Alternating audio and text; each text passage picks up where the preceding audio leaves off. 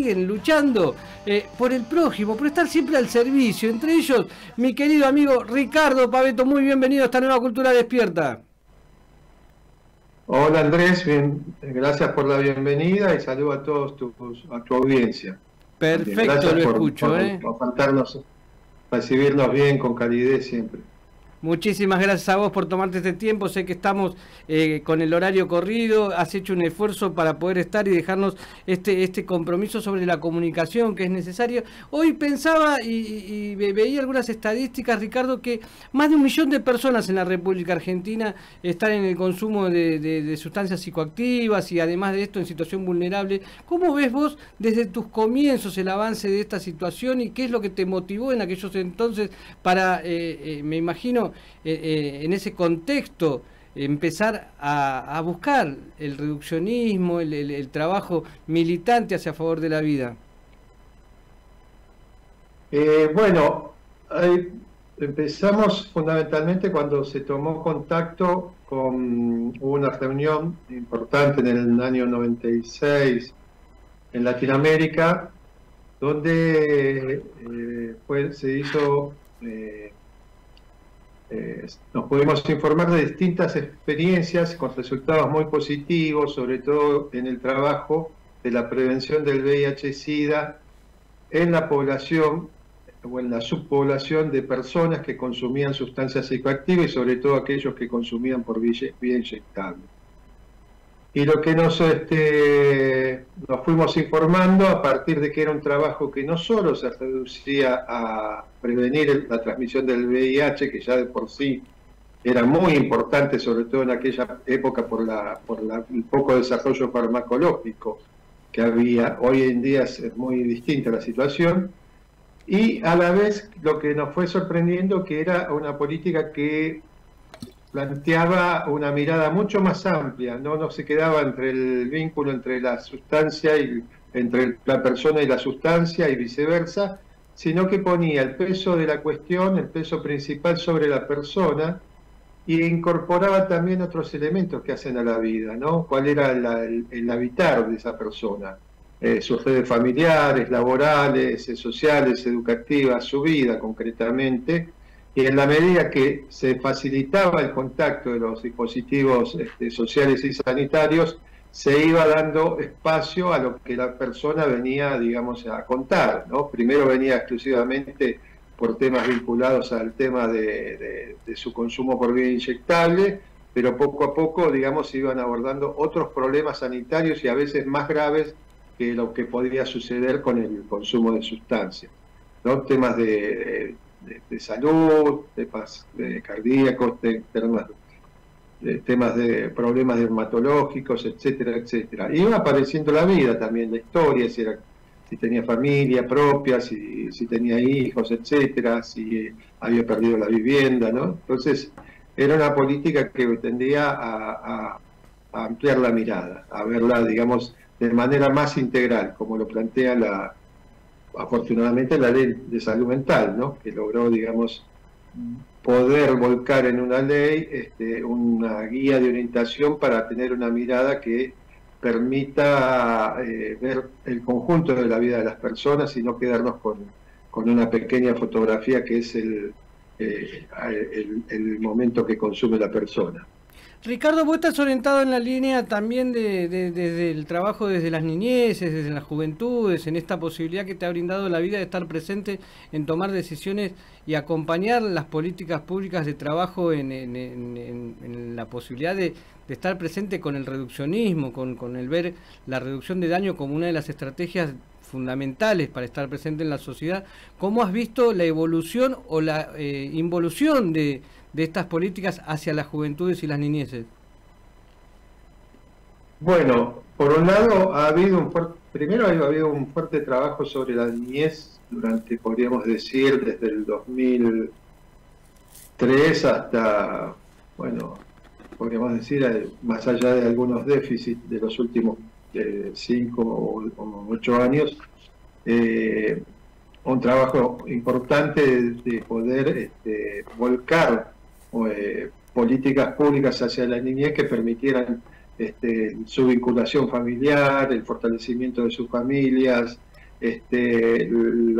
poder ayudar a que los programas de terminabilidad educativa y sobre todo, digamos, en relación a una temática que es sobre el consumo que puede haber, ya sea de alcohol y de otras sustancias en la adolescencia, lo que me parece que fuimos ganando espacio en el sentido de no sustancializar a la adolescencia, sino mirar en todo caso ese consumo de alcohol y otras drogas, o a veces las mezclas que se dan, verlos bajo la coordenada de la adolescencia y no la inversa, ver la adolescencia bajo la coordenada de las drogas.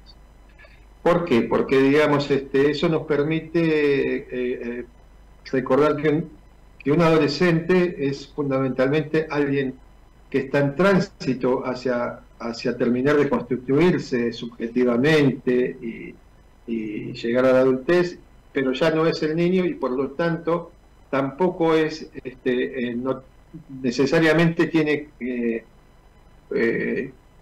producir cierto distanciamiento con sus referentes parentales para poder, digamos, comenzar un camino propio hacia la vida, ¿no? A cómo relacionarse, a cómo divertirse, a poder regular sus emociones, etcétera.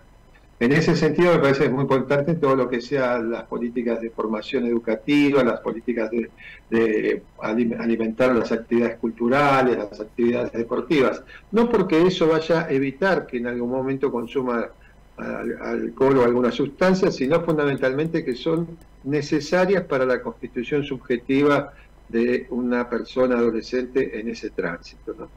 Y en ese sentido me ha tocado a través de programas en barrios atravesados con vulnerabilidades sociales y demás, trabajar hábitos saludables, prevención del VIH, prevenciones en función de realizar relaciones sexuales seguras, y sobre todo, digamos, también poder estar en cercanía para trabajar la prevención y un grado de responsabilidad ante la situación que se puede dar de los consumos que se dan naturalmente en esos barrios, ¿no? Entonces, lo fundamental fue incorporarlos, no a hablar de la sustancia fundamentalmente, se hablaba sobre eso, sobre los consumos, porque ellos te brindan la información clave, pero sobre todo era volcarlos a que ellos produzcan diferentes contenidos preventivos, de comunicación y demás que evitaran el aislamiento y la soledad y fomentaran la grupalidad a partir de algún eje motivador, que puede ser el deporte. Yo me acuerdo el trabajo ya que hablaste de Farco, con la FM comunitaria Bajo Flores, con los talleres que tenía de producción de contenidos, de locución, de manejo de la consola, etcétera, ¿no? De los talleres de fotografía, y cómo a partir de eso, que era formarse en algo, en fotografía, o incluso cuando llegó el momento de la televisión comunitaria, las entrevistas, el camarógrafo y demás, todo, digamos, en función de la formación, de formarse en esas habilidades, pero trabajando a partir de algún contenido, que podría ser, en un momento fue el tema en el 2005, 2008, el tema pasta base, en otro momento fue el alcohol, más para los años 2012 y 2013, ¿no? Y lo importante fue ver cómo aquellos que eran partícipes de los talleres y las actividades para formular una prevención comunicacional a partir de los spots y de los mensajes preventivos por la radio, como después fueron ellos quienes coordinaban los talleres en los años 2012-2013, ¿no? Eso es como se va construyendo, pero dando espacio a que ellos sean protagonistas y no pretendiéndoles nosotros marcarle o imponerles un contenido. Por supuesto acompañábamos para que no se pierda, digamos, la solidez de ese mensaje comunicacional preventivo, pero lo fundamental es que ellos iban generando la escritura, el relato, para que sea comunicable y aceptado para una población mayoritaria. y no solamente para quienes asistían al taller. Ricardo, vos sabés que hoy tuvimos la posibilidad de recibir un concreto pedido sobre una situación en particular, ¿no? Te voy a describir un poco la situación de una madre que tiene, no uno, tiene 7 hijos y su hijo tiene 16 años. Y nos contestaba, nos preguntaba y nos consultaba de qué manera podemos ayudar o abordar o asistir, en este caso, a este chico adolescente de 16 años en donde la insulta, por momentos hasta tiene actos de violencia física con ella, esta situación realmente extrema, ¿no? De un adolescente de 16 años que entra, sale, vuelve a su hogar a la hora que quiera, alcoholizado, con sustancias. ¿De qué manera se puede así, si de una vez por todas se piensa en una baja imputabilidad a los chicos de 16 años, de qué manera se puede empezar a trabajar en estas circunstancias con semejante problemática, ¿no? Porque realmente depende muchísimo de la necesidad de voluntad que genere este adolescente para recibir ayuda. Mirá, lo principal es escuchar a la madre en primer lugar para poder apreciar hacer un cuadro de situación familiar, ¿no? Porque nombraste 7 hijos, supongo que hay 6 hermanos, además del de 16, y habrá un padre, por ejemplo, ¿no? Eso, para poder tener una situación. Si no, uno hablamos en general. En este caso en particular el padre no estaba, el padre no. Un padre abandónico. Bueno, en este caso en particular, pero sí. Bueno, entonces habría que ver, porque puede no estar en la casa, pero puede tener determinado vínculo con alguno de los hijos. O sea, tendríamos que analizar el cuadro y ver por dónde comenzar. A lo mejor hay que empezar por ayudar a fortalecer a la madre. Habría que ver también si la situación, el grado de nivel de violencia implica una intervención desde el punto de vista de acudir a alguna de las casas de los recursos que hay en la ciudad para, no sé si es en La Plata o es en Cava, sí. En Cava, bueno, hay una cantidad de centros de la mujer que están extendidos territorialmente. Después, fuera del programa te puedo pasar los datos y demás, para poder acudir y empezar a orientar en relación a todo, por lo menos a poder evitar cualquier tipo de violencia. Y la otra habría que ver de qué manera, qué referencia podría haber afectiva que pueda ser escuchada por este chico. A lo mejor hay días que está más tranquilo, se puede hablar, habría que ver todo y establecer una estrategia concreta. Después, habría que ver, ¿es el mayor de los 7 hijos? El más chico, medio, es el más chico. Bueno, lo más chico, por lo tanto podemos suponer que hay hermanos que pueden estar cercanos a los 30 años. Sí. Bueno, habría que ver también qué de la fratria de los hermanos, quienes podrían ser, alguno sigue siendo una referencia, sigue siendo un hermano con cierto grado de legitimidad como autoridad, aunque sea pequeño, bueno, tal vez él. Es decir, hay que ver el caso por caso.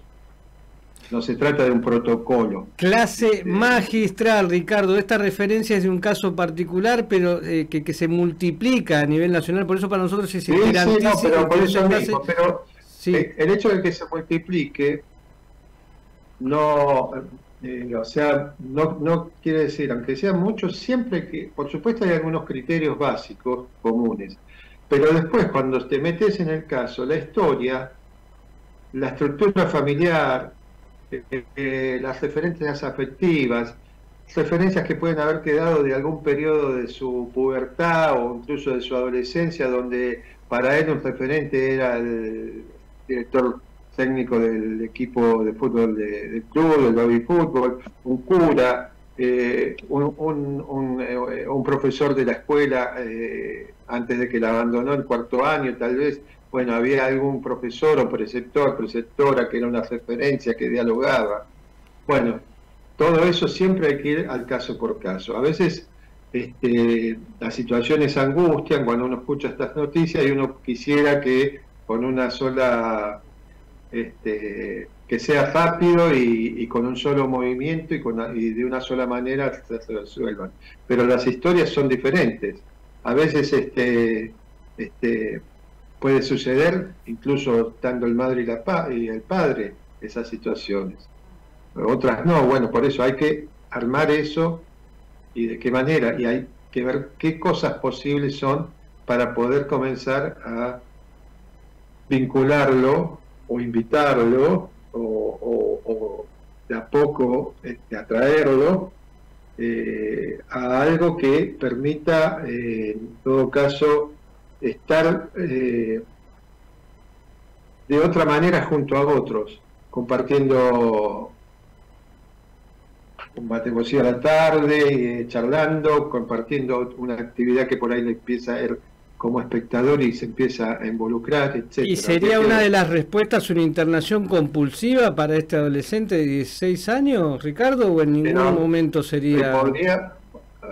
Podría considerarse de acuerdo a cómo es la situación, porque si se considera, siempre y cuando esté con un riesgo cierto inminente, habría que ver y se haría una evaluación disciplinaria para eso. Tremendo, Ricardo. La verdad que no te quiero sacar muchísimo tiempo, sé que te está yendo, ya han pasado 21 minutitos de la hora 20 para irnos despidiendo. Contame un poquito este 4% de recursos que se genera a nivel latinoamericano puesto en inversiones de políticas públicas. ¿Vos creés que es efectivo en la República Argentina en este momento? ¿Qué es lo que se está necesitando para tomar conciencia realmente de la gravedad del problema? Primero, volcar mayor presupuesto para las políticas públicas. Se han disuelto organismos que tenían funciones importantes en políticas de niñez y adolescencia y demás. Se han disuelto, se han reducido los recursos para una cantidad de acciones en relación a lo que es la salud, y sobre todo salud mental, y sobre todo, digamos, también en lo que para un ejemplo concreto ha sido el golpe que se le ha pegado, tremendo, el recorte en el hospital de Bonaparte, que era un hospital escuela para toda la nación, para todas las provincias, y que era, digamos, también mantenía en red una conexión de acciones en el conjunto de las provincias del país, y también acciones con algunos dispositivos instalados en algunas localidades, tanto de la ciudad y de la provincia de Buenos Aires y de otras localidades del interior, en las cuales, digamos, llevaban un criterio de trabajo interdisciplinario, de cercanía con la población destinataria, y sobre todo a partir de hacer habitable los dispositivos de salud y los dispositivos sociales, ¿no? En lo cual la persona se encuentre contenido y que hay un lugar para él, ya sea en términos de un centro de día, en términos de una consulta ambulatoria, en términos, si es necesario, de alguna internación. Hace pocos días dejó de existir un gran profesional en la República Argentina. Ricardo, un mensaje para aquellos que siguen la línea de trabajo y que compartieron experiencias con Calabrese, uno de los referentes a nivel nacional más importantes en estas políticas de trabajo que venís acompañando vos también, lomo a lomo, de tanta militancia, de tantos años, para irnos despidiendo. Alberto Calabrese ha sido un maestro para todos nosotros y lo va a seguir siendo a través de sus escrituras, sus enseñanzas y de lo que podamos transmitir quienes lo conocimos. Lo conocimos desde el punto de vista académico, lo conocimos también en lo que era poner el cuerpo, el tiempo, la energía. Yo puedo contar una experiencia, justo estábamos por realizar la primera jornada patagónica de reducción de daños, que lo realizaba la Asociación de Reducción de Daños de la Argentina, entre LEU, paro de los pilotos, no podíamos viajar, fuimos rápidamente a la terminal de retiro, si había micros tampoco, y bueno, decidimos los más jóvenes, contábamos con una camioneta de un familiar, y subirnos ahí, a lo cual le dijimos, pero con mucho pudor, pensando que tal vez no iba a esperar el avión para el otro día, ¿no? Sin embargo, se subió, tuvimos un periplo que desde las 3 de la tarde llegamos 4 de la mañana a Trelew, y Alberto Calabrese a las 9 de la mañana estaba como estábamos nosotros, al pie del cañón,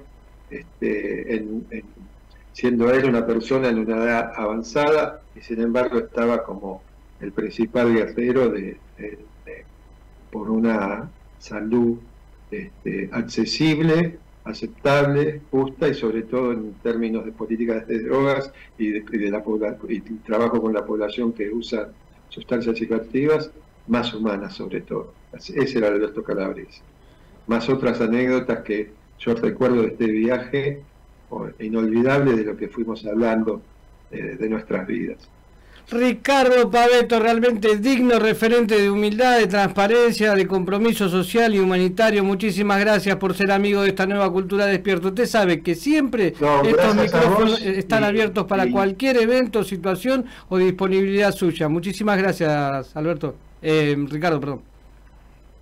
Bueno, gracias, Andrés, y gracias, te felicito por este programa, por sostener este espacio, que es de alguna manera articulador de muchas voces y también un articulador de la escucha de muchas voces que a veces piden una orientación, una ayuda, y vos se las das.